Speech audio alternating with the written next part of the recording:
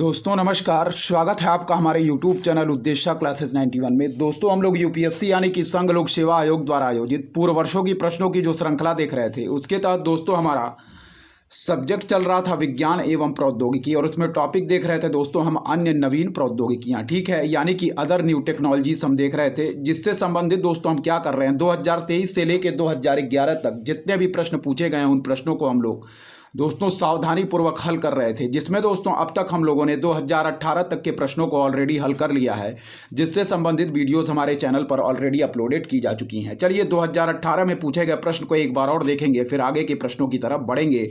और इसी के साथ दोस्तों हमारा जो पूरा सामान्य विज्ञान यानी कि सामान्य विज्ञान का जो पूरा टॉपिक है, पूरी सब्जेक्ट दोस्तों हमारी क्या हो जाएगी, इसी प्रश्नों के साथ कंप्लीट हो जाएगी, ठीक है। उसके बाद हम नेक्स्ट सब्जेक्ट स्टार्ट करेंगे, वह है दोस्तों इकोनॉमिक्स। इसलिए ध्यानपूर्वक देखिएगा। चलिए देखते हैं 2018 में जो हमारा प्रश्न पूछा गया उसको ध्यानपूर्वक पढ़ेंगे। देखिएगा क्या कह रहा है कि 3D मुद्रण का निम्नलिखित में से किसमें प्रयोग होता है, ठीक है।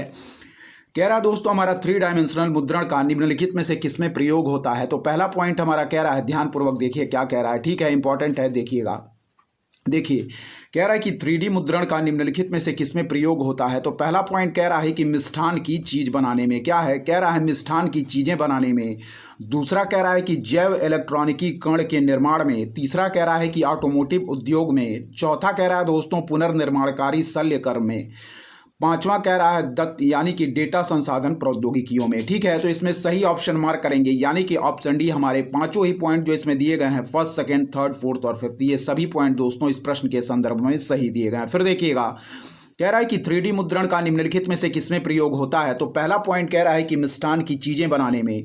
दूसरा कह रहा है दोस्तों जैव इलेक्ट्रॉनिकी कण के निर्माण में। तीसरा कह रहा है दोस्तों ऑटोमोटिव उद्योग में। चौथा कह रहा है कि पुनर्निर्माणकारी शल्यकर्म में। पांचवा कह रहा है दोस्तों दत्त यानी कि डेटा संसाधन प्रौद्योगिकियों में, ठीक है। तो सही ऑप्शन हम लोग मार्क करेंगे option D, first, second, third, fourth और फिफ्थ, पांचों ही पॉइंट इस संदर्भ में हमारे सही दिए गए हैं, ठीक है। व्याख्या क्या कह रही है, कह रही है कि उपरोक्त दिए गए सभी क्षेत्रों में 3D मुद्रण का प्रयोग दोस्तों किया जाता है, अतः विकल्प डी हमारा क्या होगा, बिल्कुल सही आंसर होगा। कह रहा है कि उपरोक्त दिए गए सभी क्षेत्रों में 3D मुद्रण का प्रयोग किया जाता है, अतः विकल्प डी हमारा क्या होगा दोस्तों, बिल्कुल सही होगा। चलिए 2018 में पूछे गए दूसरे प्रश्न की तरफ बढ़ेंगे, देखेंगे दूसरा प्रश्न क्या कह रहा है, ध्यानपूर्वक देखिएगा, इंपॉर्टेंट है। चलिए देखिए पढ़ेंगे दोस्तों दूसरा प्रश्न। कह रहा है कि निम्नलिखित युग्मों पर क्या कीजिए, विचार कीजिए, ठीक है। कह रहा है निम्नलिखित युग्मों पर विचार कीजिए। कह रहा है कि कभी कभी समाचारों में आने वाले शब्द, और सामने दोस्तों उसके जस्ट दिया गया है संदर्भ और विषय, ठीक है। दूसरा देखिएगा, पहला पॉइंट कह रहा है कि बेल सेकंड का क्या है दोस्तों हमारा प्रयोग कृत्रिम बुद्धि में। दूसरा कह रहा है दोस्तों ब्लॉकचेन प्रौद्योगिकी हमारा डिजिटल या क्रिप्टो मुद्रा में, ठीक है। और थर्ड कह रहा है दोस्तों हमारा क्रिस्पर Cas9 या कह रहा है दोस्तों हमारा कण भौतिकी में, ठीक है। कह रहा है कि उपर्युक्त युग्मों में से कौन से हमारे सही सुमेलित हैं। तो बिल्कुल राइट आंसर मार्क करेंगे, केवल सेकंड हमारा दोस्तों जो है वह सही सुमेलित दिया गया, यानी कि बेल सेकंड का जो प्रयोग दिया गया है दोस्तों यह हमारा बिल्कुल गलत दिया गया है, ठीक है। कृत्रिम बुद्धि में इसका प्रयोग नहीं होता है। और सेकंड जो कह रहा है कि ब्लॉकचेन प्रौद्योगिकी हमारा डिजिटल या क्रिप्टो मुद्रा में, यह पॉइंट हमारा बिल्कुल सही दिया गया है कि ब्लॉकचेन प्रौद्योगिकी का प्रयोग क्या है दोस्तों हमारा डिजिटल या क्रिप्टो मुद्रा में किया जाता है, ठीक है। जबकि क्रिस्पर Cas9 कह रहा है दोस्तों हमारा कण भौतिकी में, तो यह भी पॉइंट हमारा क्या दिया गया है, गलत दिया गया है, ठीक है। केवल दोस्तों ऑप्शन बी हम राइट आंसर मार्क करेंगे, जो हमारा कह रहा है कि ब्लॉकचेन प्रौद्योगिकी डिजिटल या क्रिप्टो मुद्रा से संबंधित है, यही पॉइंट हमारा बिल्कुल सही दिया गया है। बाकी बेस सेकंड प्रयोग और दोस्तों क्रिस्पर Cas9 से संबंधित जो हमारे पॉइंट दिए गए हैं यह गलत दिए गए हैं, ठीक है।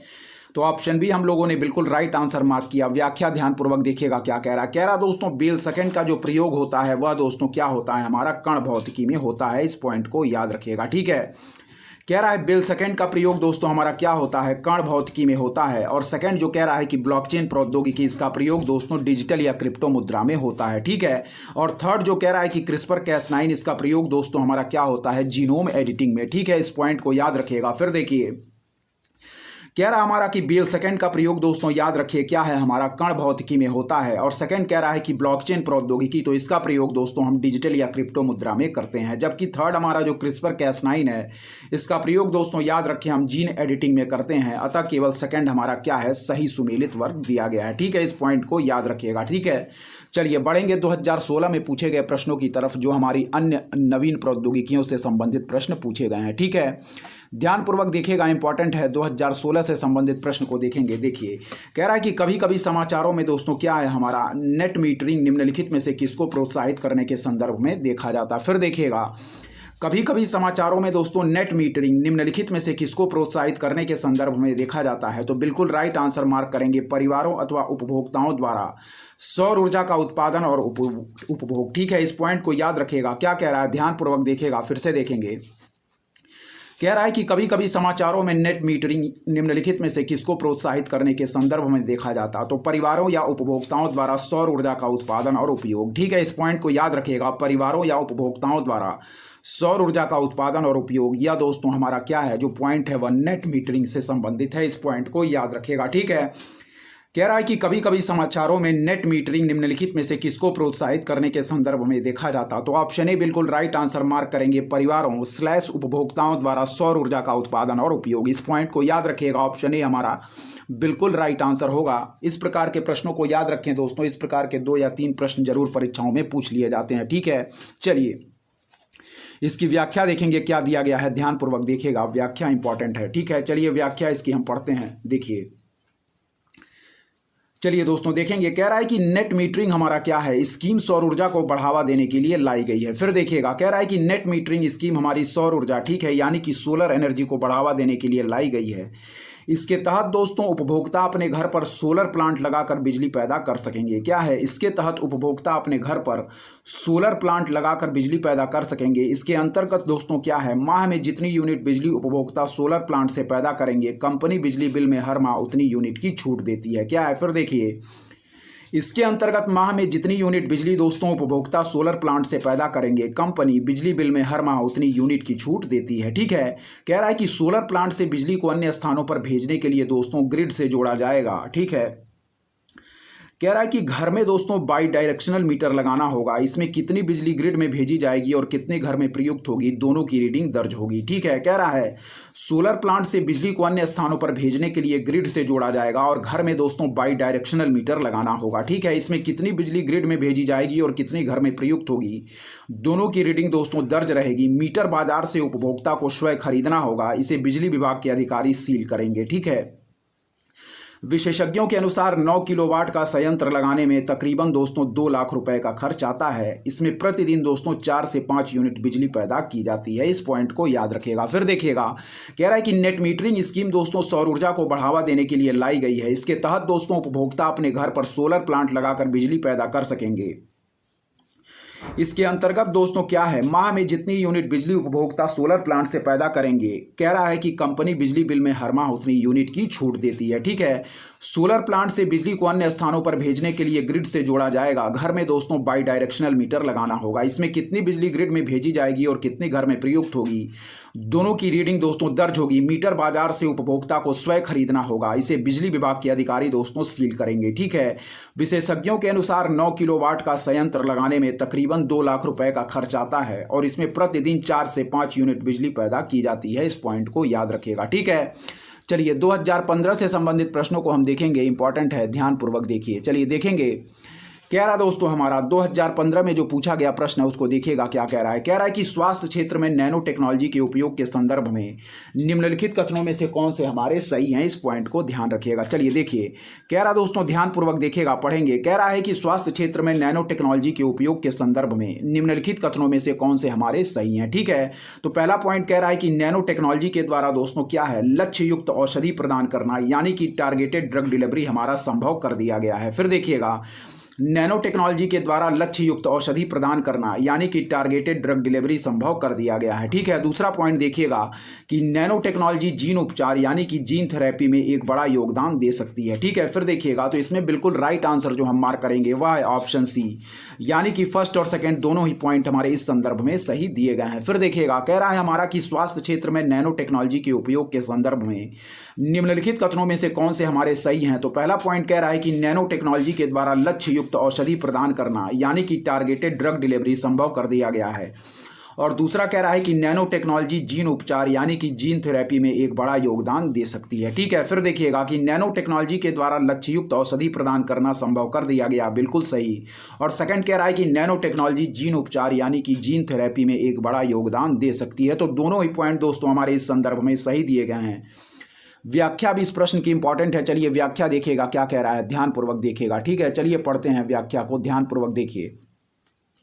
व्याख्या में जो पहला पॉइंट कह रहा है दोस्तों, देखिएगा कि नैनो तकनीक पर आधारित हमारा क्या है, नैनो बोट्स। ठीक है, कह रहा है कि नैनो तकनीक पर आधारित है नैनो बोट्स, नैनोमीटर आकार के रोबोट एवं नैनो कैप्सूल्स आदि के माध्यम से शरीर में दोस्तों क्या है, हमारा टारगेटेड ड्रग डिलीवरी संभव होगी। फिर देखिएगा कह रहा है कि नैनो तकनीक पर आधारित दोस्तों नैनो बोट्स यानी कि नैनो मोटर आकार के क्या है, हमारे नैनोमीटर आकार के रोबोट एवं नैनो कैप्सूल्स आदि के माध्यम से शरीर में टारगेटेड ड्रग डिलीवरी संभव होगी। फिर देखिएगा नैनो तकनीक पर आधारित नैनो बोट्स यानी कि नैनोमीटर आकार के रोबोट एवं नैनो कैप्सूल्स आदि के माध्यम से शरीर में टारगेटेड ड्रग डिलीवरी संभव होगी। ठीक है, नेक्स्ट पॉइंट पढ़िएगा क्या कह रहा है। कह रहा है दोस्तों जीन थेरेपी का सिद्धांत किसी आनुवांशिक विकार को ठीक करने के लिए किसी दोषपूर्ण या अनुपस्थित जीन के स्थान पर नॉर्मल जीन को प्रस्तावित या इंट्रोड्यूस करने पर आधारित है।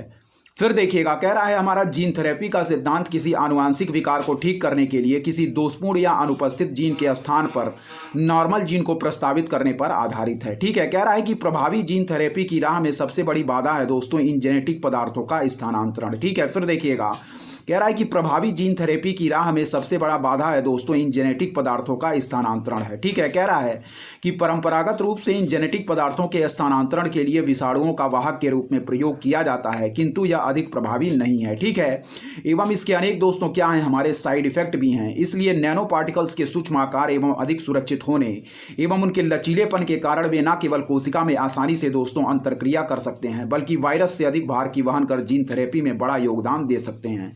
इस प्रकार कथन फर्स्ट और सेकंड दोस्तों दोनों पॉइंट हमारे सही हैं। फिर देखिएगा कह रहा है कि जीन थेरेपी का सिद्धांत दोस्तों किसी आनुवांशिक विकार को ठीक करने के लिए किसी दोषपूर्ण या अनुपस्थित जीन के स्थान पर नॉर्मल जीन को प्रस्तावित करने पर आधारित है। ठीक है, कह रहा है कि प्रभावी जीन थेरेपी की राह में सबसे बड़ी बाधा इन जेनेटिक पदार्थों का स्थानांतरण है।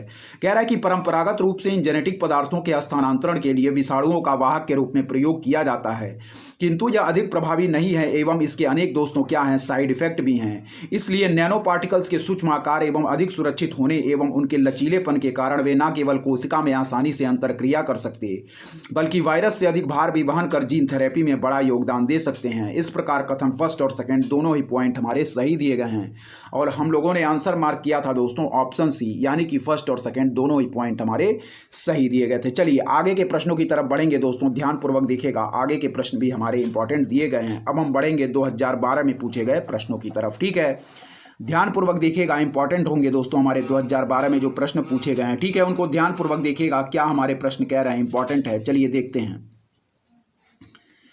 चलिए दोस्तों ध्यानपूर्वक देखिएगा। ठीक है, ग्राफीन से संबंधित कुछ पॉइंट यहाँ पे दिए गए हैं, उनको ध्यानपूर्वक हम पढ़ेंगे। चलिए देखिए 2012 में जो हमारे प्रश्न पूछे गए हैं उनको ध्यानपूर्वक देखिएगा, इंपॉर्टेंट है। चलिए देखिए, कह रहा है हमारा कि ग्राफीन आजकल क्या दोस्तों प्रायः सुर्खियों में रहता है। क्या है, कह रहा है कि ग्राफीन आजकल प्रायः सुर्खियों में रहता है और इसका क्या है दोस्तों महत्व। ठीक है, फिर कह रहा है कि ग्राफीन आजकल प्रायः सुर्खियों में रहता है, इसका क्या महत्व है। ठीक है, तो पहला पॉइंट पढ़ेंगे, ध्यानपूर्वक देखिएगा, 2012 में पूछा गया प्रश्न है। चलिए देखेंगे ध्यानपूर्वक। देखिए पहला पॉइंट कह रहा है कि यह एक द्विआयामीय पदार्थ है दोस्तों और इसकी विद्युत चालकता क्या है, उत्तम है। ठीक है, देखिएगा कह रहा है कि यह एक द्विआयामीय पदार्थ है और इसकी विद्युत चालकता क्या है दोस्तों, उत्तम है। ठीक है, दूसरा पॉइंट कह रहा है कि यह अब तक जांचे गए सबसे तनु किंतु सबसे शक्तिशाली पदार्थों में से है। फिर देखिएगा, यह अब तक जांचे गए सबसे तनु किंतु सबसे शक्तिशाली पदार्थों में से है।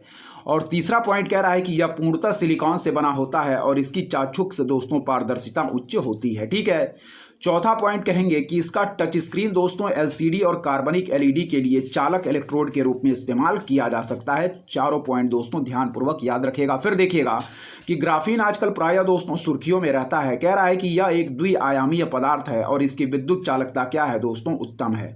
तो यह पॉइंट हमारा क्या है दोस्तों, बिल्कुल सही दिया गया है ग्राफीन के संदर्भ में। एक बार और पढ़ेंगे कि यह एक द्विआयामीय पदार्थ है और इसकी विद्युत चालकता क्या है दोस्तों, उत्तम है। ठीक है, सेकंड पॉइंट पढ़ेंगे, ध्यानपूर्वक देखिएगा, इंपॉर्टेंट है, क्या कह रहा है देखिए। ठीक है, चलिए देखिए, कह रहा है कि यह अब तक जांचे गए सबसे तनु किंतु सबसे शक्तिशाली पदार्थों में से है। क्या है? यह अब तक जांचे गए सबसे तनु किंतु सबसे शक्तिशाली पदार्थों में से है।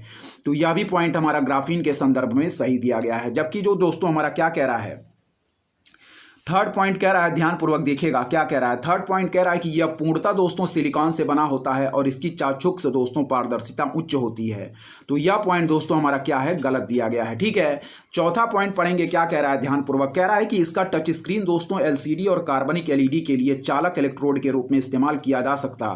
तो यह पॉइंट दोस्तों हमारा सही दिया गया है। तो इस संदर्भ में फर्स्ट, सेकेंड और फोर्थ पॉइंट हमारे सही दिए गए हैं, तीसरा पॉइंट गलत दिया गया है। ठीक है, तो ग्राफीन के संदर्भ में तीनों पॉइंटों को आप याद रखिए। कह रहा है कि यह एक द्विआयामी पदार्थ है और इसकी विद्युत चालकता उत्तम है। ठीक है, सेकंड पॉइंट कह रहा है कि यह अब तक जांचे गए सबसे तनु किंतु सबसे शक्तिशाली पदार्थों में से है। और फिर दोस्तों हमारा चौथा पॉइंट कह रहा है कि इसका टच स्क्रीन दोस्तों एलसीडी और कार्बनिक एलईडी के लिए चालक इलेक्ट्रोड के रूप में इस्तेमाल किया जा सकता। तो फर्स्ट, सेकंड और फोर्थ पॉइंट हमारे सही हैं, सेकंड पॉइंट बिल्कुल गलत है। सही आंसर क्या मार्क करेंगे देखिएगा, और इसकी व्याख्या भी हम देखेंगे, इंपॉर्टेंट है। ठीक है, चलिए देखते हैं कौन सा ऑप्शन इसका सही दिया गया है। इस संदर्भ में देखिएगा, कह रहा दोस्तों सही ऑप्शन मार्क करेंगे ऑप्शन सी, यानी कि फर्स्ट, सेकंड और फोर्थ पॉइंट हमारे इस संदर्भ में सही दिए गए हैं। ठीक है, चलिए व्याख्या इंपॉर्टेंट है, ध्यानपूर्वक व्याख्या इस प्रश्न की देखिएगा। चलिए देखिए दोस्तों, व्याख्या क्या कह रहा है, पढ़ेंगे। कह रहा है हमारा ग्राफीन कार्बन का क्या है दोस्तों, एक अपरूप है। क्या है? ग्राफीन दोस्तों कार्बन का एक अपरूप, जो दोस्तों एक द्विआयामी संरचना में परमाणविक स्तर पर नियमित दोस्तों षट्भुज जैसी संरचना का निर्माण करता है। ठीक है, फिर देखिएगा कि ग्राफीन कार्बन का एक दोस्तों अपरूप है, जो दोस्तों एक द्विआयामी 2D संरचना में परमाणविक स्तर पर दोस्तों क्या है, नियमित षट्भुज यानी कि एटॉमिक स्केल रेगुलर हेक्सागन जैसी संरचना का निर्माण करता है। ठीक है, आगे जो पॉइंट कह रहा है कि दोस्तों इसे चिकन वायर संरचना भी कहते हैं। क्या है? इसे चिकन वायर संरचना भी कहते हैं। आगे पढ़ेंगे पॉइंट दोस्तों, कह रहा है कि ग्राफीन हमारा ग्रेफाइट, चारकोल, कार्बन नैनोट्यूब तथा फुलेरिन जैसे कार्बन के अन्य प्रमुख अपरूपों की आधारभूत संरचना का निर्माण करता है। फिर पढ़िएगा, कह रहा है कि ग्राफीन हमारा कार्बन का एक अपर रूप है, जो एक द्विआयामी संरचना में दोस्तों परमाणविक स्तर पर नियमित षट्भुज यानी कि एटॉमिक स्केल रेगुलर हेक्सागन जैसी संरचना का निर्माण करता है। ठीक है, कह रहा है कि इसे चिकन वायर संरचना भी कहते हैं। नेक्स्ट पॉइंट कह रहा है कि graphene, graphite, charcoal, carbon nanotube तथा फुलेरिन। ठीक है, ग्राफीन दोस्तों हमारा ग्रेफाइट, चारकोल, कार्बन नैनोट्यूब तथा फुलेरिन जैसे कार्बन के अन्य प्रमुख अपर रूपों की आधारभूत संरचना का निर्माण करता है। ठीक है, नेक्स्ट पॉइंट पढ़ेंगे।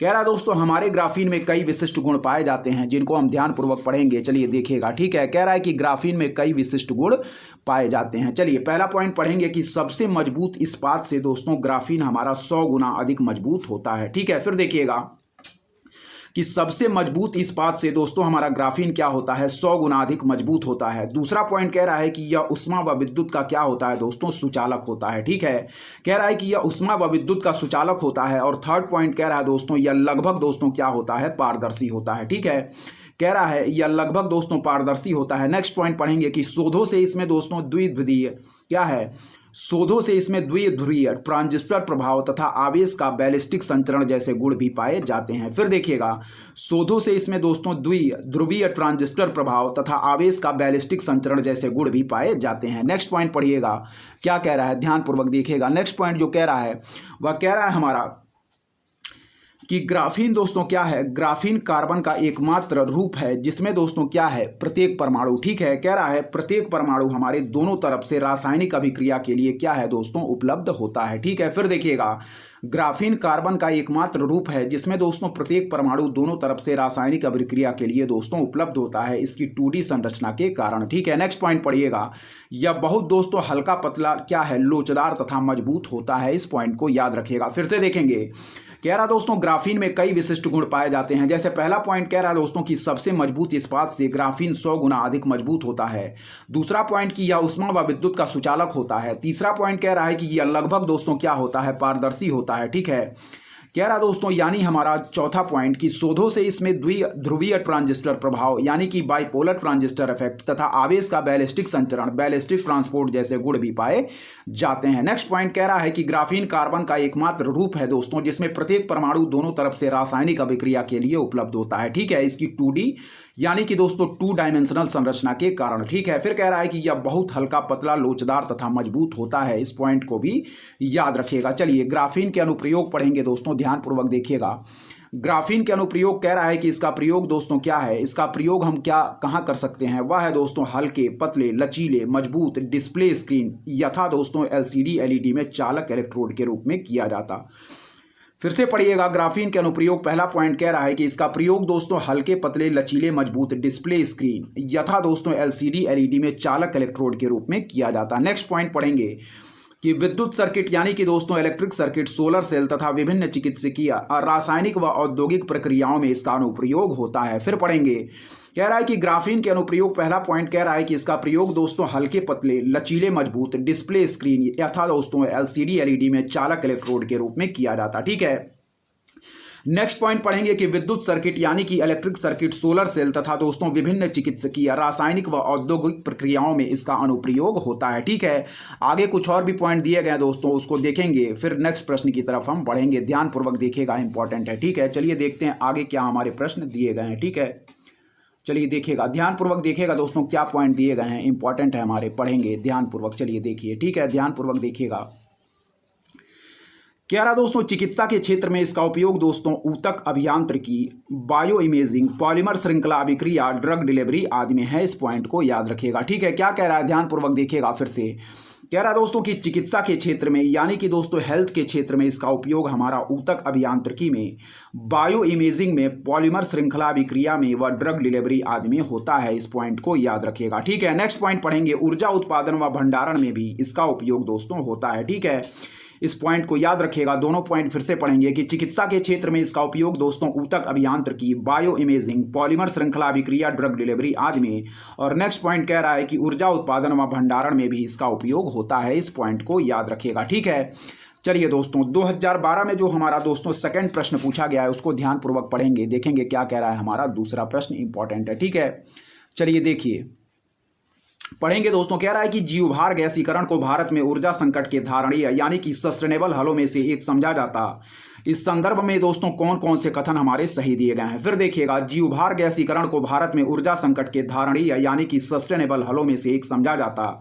इस संदर्भ में दोस्तों कौन कौन से कथन हमारे सही दिए गए हैं। ठीक है। तो पहला कथन पढ़ेंगे, कह रहा है कि नारियल आवरण। ठीक है दोस्तों, क्या कह रहा है, कह रहा दोस्तों हमारा नारियल आवरण, मूंगफली का छिलका और धान की भूसी का उपयोग जीवभार गैसीकरण के लिए किया जा सकता। ठीक है। फिर सेकंड पॉइंट कह रहा दोस्तों हमारा जीवभार गैसीकरण में कि इसके द्वारा दोस्तों जनित ज्वलनशील गैसों में केवल हाइड्रोजन और कार्बन डाइऑक्साइड होती है। ठीक है। फिर देखिएगा, जीवभार गैसीकरण द्वारा जनित ज्वलनशील गैसों में केवल दोस्तों हाइड्रोजन और कार्बन डाइऑक्साइड होती है। नेक्स्ट पॉइंट पढ़िएगा कि जीवभार गैसीकरण द्वारा दोस्तों जनित ज्वलनशील गैसों का उष्मा उत्पादन में सीधे ही उपयोग कर सकते हैं, लेकिन अंतर्दहन इंजनों में नहीं। ठीक है।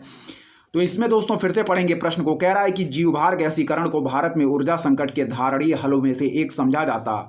इस संदर्भ में दोस्तों कौन कौन से कथन हमारे क्या हैं, सही दिए गए हैं। ठीक है। तो पहला पॉइंट पढ़ेंगे, कह रहा है कि नारियल आवरण, मूंगफली का छिलका और धान की भूसी का उपयोग जीवभार गैसीकरण के लिए किया जा सकता। ठीक है। सेकंड कह रहा है कि जीवभार गैसीकरण द्वारा जनित ज्वलनशील गैसों में केवल दोस्तों हाइड्रोजन और कार्बन डाइऑक्साइड होती है। और थर्ड पॉइंट कह रहा है कि जीवभार गैसीकरण द्वारा जनित ज्वलनशील गैसों का उष्मा उत्पादन में सीधे ही उपयोग कर सकते हैं, लेकिन अंतर्दहन इंजनों में नहीं। ठीक है। तो इसमें जो सही पॉइंट मार्क करेंगे वह है दोस्तों केवल हमारा ऑप्शन ही सही दिया गया है, याद रखिएगा, जो कि कह रहा है कि नारियल आवरण, मूंगफली का छिलका और धान की भूसी का उपयोग जीवभार गैसीकरण के लिए किया जा सकता है। ठीक है। फिर देखिएगा, जो कि कह रहा है कि नारियल आवरण, मूंगफली का छिलका और धान की भूसी का उपयोग जीवभार गैसीकरण के लिए किया जा सकता है। इस पॉइंट को याद रखिएगा।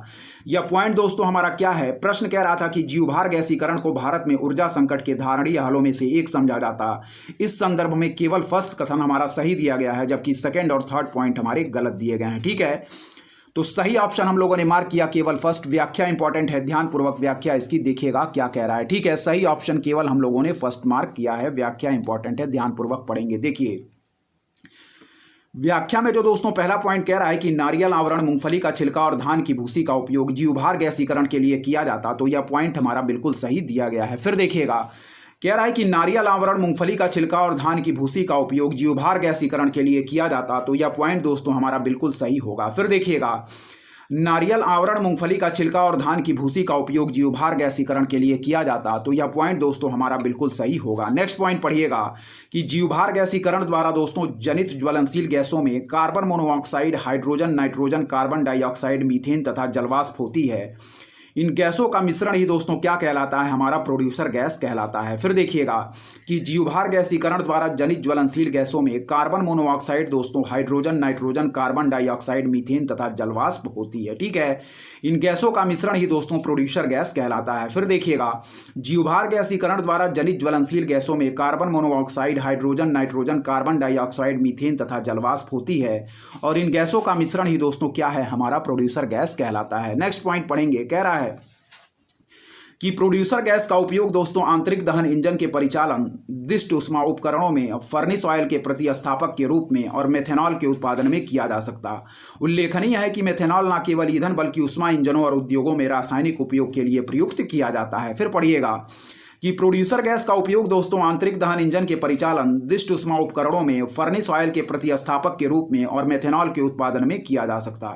उल्लेखनीय है कि मेथेनॉल न केवल ईंधन बल्कि ऊष्मा इंजनों और उद्योगों में रासायनिक उपयोगों के लिए क्या है, प्रयुक्त किया जाता है। इस पॉइंट को भी याद रखिएगा। ठीक है, चलिए दोस्तों अब हम बढ़ेंगे 2011 में पूछे गए प्रश्नों की तरफ। ध्यानपूर्वक देखिएगा 2011 में हमारे क्या प्रश्न पूछे गए हैं। ठीक है, कह रहा है दोस्तों CFL तथा LED लैंप में क्या अंतर है। ठीक है, ध्यानपूर्वक देखिएगा, कह रहा है कि CFL तथा LED लैंप में क्या अंतर है। ठीक है, पहला प्रश्न पूछ रहा है। ठीक है, ध्यानपूर्वक देखें, कह रहा है कि CFL तथा LED लैंप में क्या हमारा अंतर है। ठीक है, पहला पॉइंट कह रहा है कि प्रकाश उत्पन्न करने के लिए CFL हमारा पारा वाष्प और संदीपक का प्रयोग करता है, जबकि दोस्तों LED हमारा लैंप अर्धचालक पदार्थों का प्रयोग करता है। देखिएगा क्या कह रहा है, कह रहा है कि प्रकाश उत्पन्न करने के लिए CFL द्वारा दोस्तों पारा वाष्प और संदीपक का प्रयोग करता है, जबकि LED लैंप हमारा अर्धचालक पदार्थों का प्रयोग करता है। ठीक है, फिर देखिएगा कह रहा है कि CFL की औसत जीवन अवधि दोस्तों LED लैंप से बहुत अधिक होती है। ठीक है, फिर थर्ड पॉइंट हमारा कह रहा है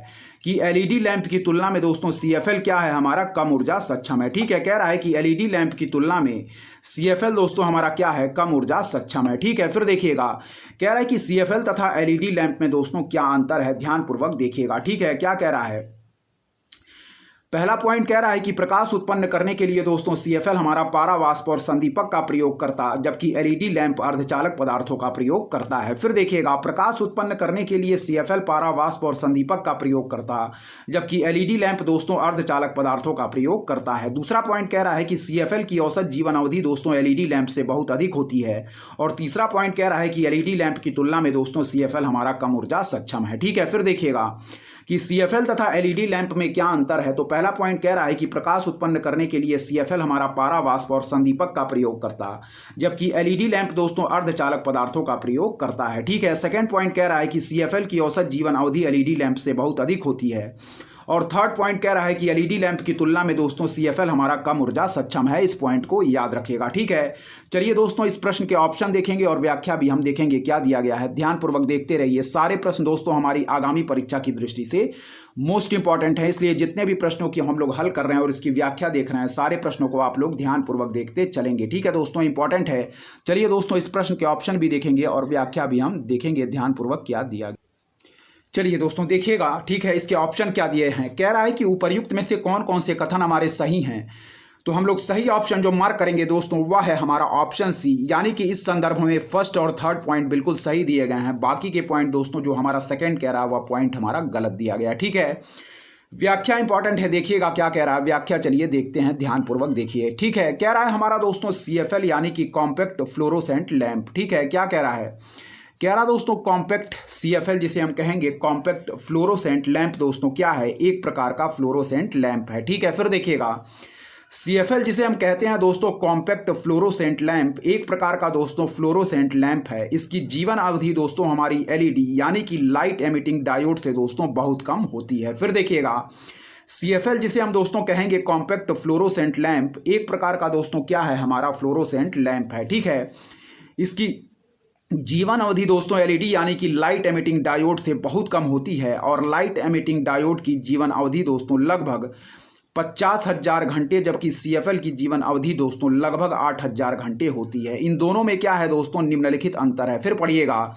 कह रहा है कि CFL यानी कि कॉम्पैक्ट फ्लोरोसेंट लैंप दोस्तों एक प्रकार का फ्लोरोसेंट लैंप है और इसकी जीवन अवधि दोस्तों LED यानी कि लाइट एमिटिंग डायोड से बहुत कम होती है। ठीक है, LED की जीवन अवधि दोस्तों लगभग 50,000 घंटे, जबकि CFL की जीवन अवधि लगभग 8,000 घंटे होती है। ठीक है, इन दोनों में क्या निम्नलिखित अंतर दिए हैं दोस्तों, चलिए हम पढ़ लेते हैं, ध्यानपूर्वक देखेंगे। पहला पॉइंट कह रहा है कि CFL यानी कि कॉम्पैक्ट फ्लोरोसेंट लैंप और लाइट एमिटिंग डायोड की अपेक्षा अधिक वाट ऊर्जा का उपयोग करता, अतः LED लैंप की तुलना में दोस्तों CFL हमारा कम ऊर्जा सक्षम होते हैं। इस पॉइंट को याद रखेगा। फिर पढ़ेंगे कि CFL दोस्तों LED की अपेक्षा अधिक वाट ऊर्जा का उपयोग करता, अतः LED लैंप की तुलना में CFL कम ऊर्जा सक्षम होते हैं। नेक्स्ट पॉइंट पढ़ेंगे कि CFL में प्रकाश उत्पन्न करने के लिए पारा वाष्प और संदीपक का प्रयोग किया जाता, जबकि LED में दोस्तों अर्धचालक पदार्थों का उपयोग होता है। ठीक है, फिर देखिएगा कि CFL में दोस्तों प्रकाश उत्पन्न करने के लिए पारा वाष्प और संदीपक का प्रयोग किया जाता, जबकि LED में अर्धचालक पदार्थों का उपयोग होता है। नेक्स्ट पॉइंट पढ़ेंगे,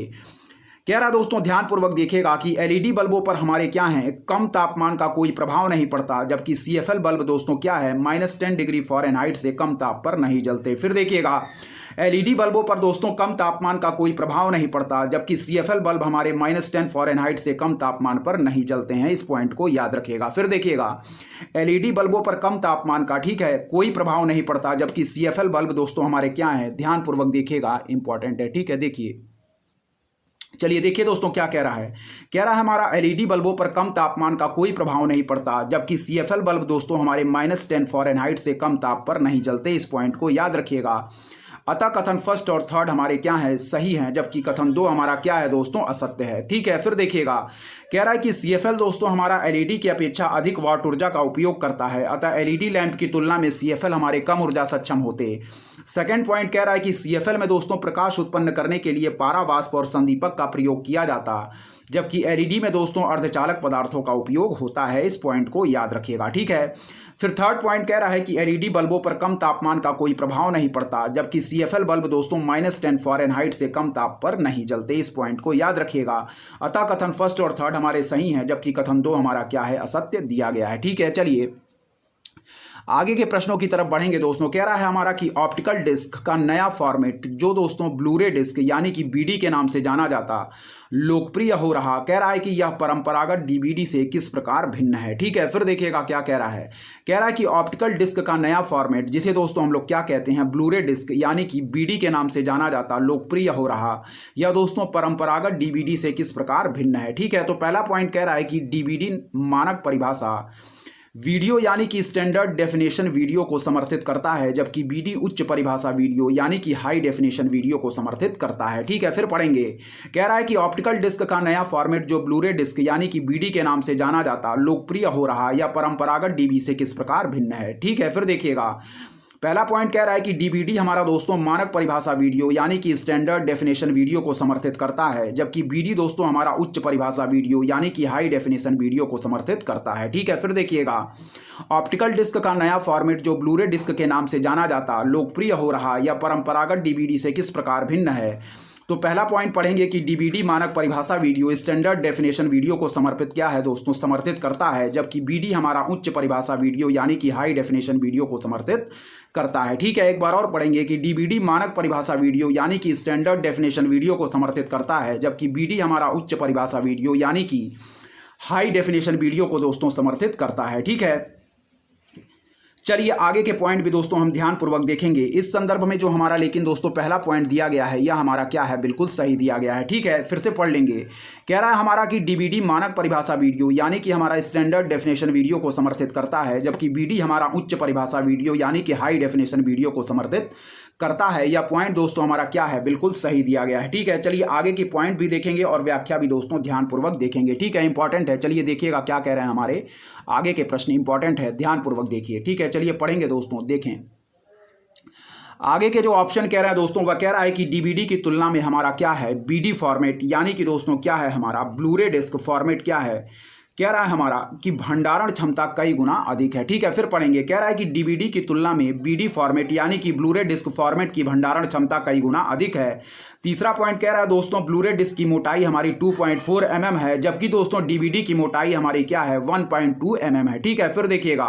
कह रहा है कि डीवीडी की तुलना में बीडी फॉर्मेट यानी कि ब्लूरे डिस्क फॉर्मेट की भंडारण क्षमता कई गुना अधिक है। और थर्ड पॉइंट हमारा क्या कह रहा है कि ब्लूरे डिस्क की मोटाई हमारी 2.4 mm है, जबकि डीवीडी की मोटाई दोस्तों 1.2 हमारी क्या है mm है। ठीक है, तो कह रहा है कि उपर्युक्त में से कौन से कथन हमारे सही दिए गए हैं, तो ऑप्शन बी हम बिल्कुल राइट आंसर मार्क करेंगे। ऑप्शन बी हमारा बिल्कुल राइट आंसर होगा। ठीक है, फिर देखिएगा।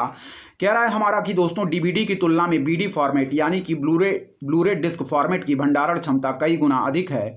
और थर्ड कह रहा है दोस्तों हमारा क्या है कि बीडी की मोटाई यानी कि 2.4 mm है, जबकि दोस्तों डीवीडी की मोटाई हमारी क्या है 1.2 mm है। ठीक है, तो इस पॉइंट को याद रखेगा। इस संदर्भ में केवल फर्स्ट सेकंड पॉइंट सही दिए गए हैं, थर्ड पॉइंट हमारा बिल्कुल गलत दिया गया है। व्याख्या इंपॉर्टेंट है, ध्यानपूर्वक व्याख्या देखिएगा। चलिए देखिए क्या कह रहा है दोस्तों, इसकी व्याख्या ध्यानपूर्वक हम देखेंगे। चलिए इंपॉर्टेंट है, देखेंगे इसकी व्याख्या। चलिए देखिए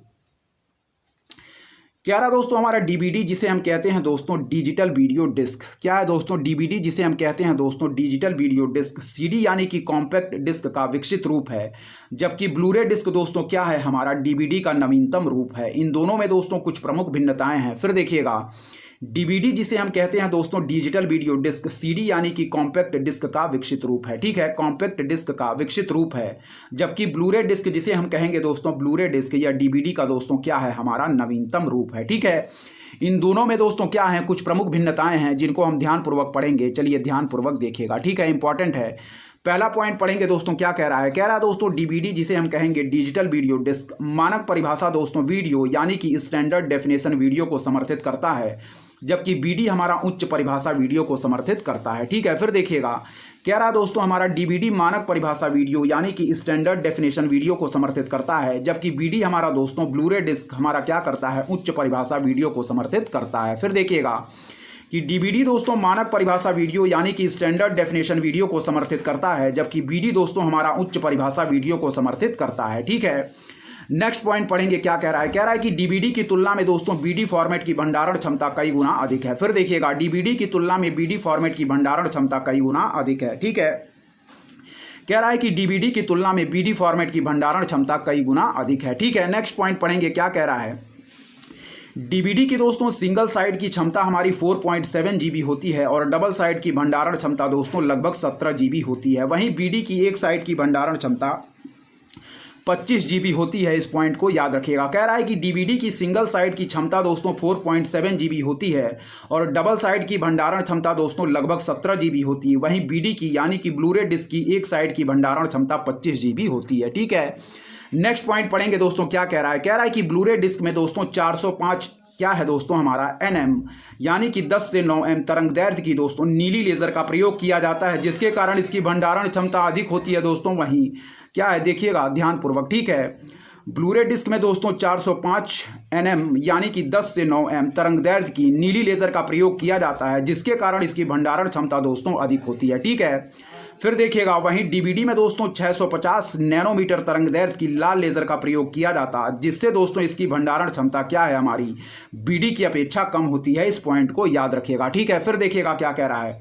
कह रहा दोस्तों हमारा ब्लूरे डिस्क में 450 नैनोमीटर 10 से 9 M तरंगदैर्ध्य की नीली लेजर का प्रयोग किया जाता है, जिसके कारण दोस्तों इसकी भंडारण क्षमता अधिक होती है।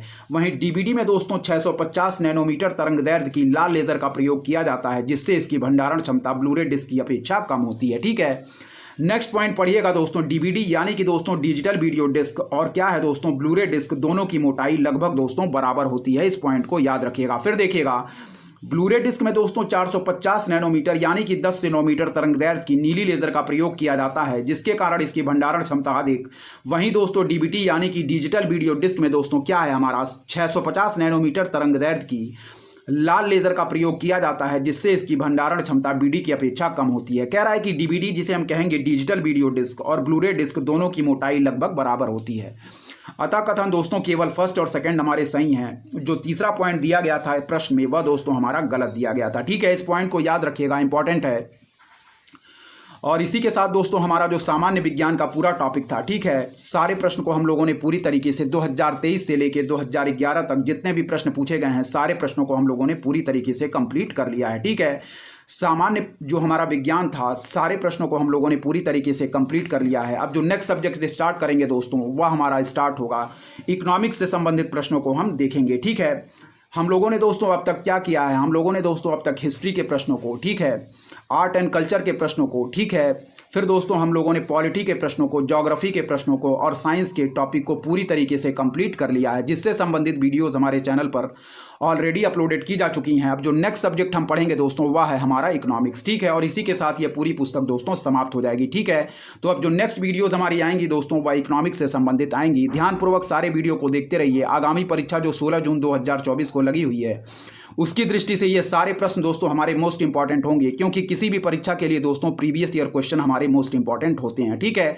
इसलिए सारे प्रश्नों को, जिन प्रश्नों को हम लोग हल करते चल रहे हैं, सारे प्रश्नों को आप लोग ध्यानपूर्वक कवर करते चलिए। ठीक है, तो दोस्तों इस वीडियो में यहीं तक रखते हैं। यदि आपको हमारा कंटेंट पसंद आ रहा है तो हमारे चैनल उपदेशा क्लासेस 91 को जरूर सब्सक्राइब करें, लाइक करें, अपने दोस्तों के बीच शेयर करें और ऐसे ही दोस्तों लगातार पढ़ते रहें। हमारे चैनल की तरफ से अच्छा कंटेंट प्रोवाइड करने की आपको पूरी कोशिश की जाएगी। ठीक है दोस्तों, आगामी परीक्षाएं पास में लगी हुई हैं, इसलिए दोस्तों लगातार पढ़ते रहें। तब तक के लिए दोस्तों धन्यवाद। जय हिंद, जय भारत दोस्तों।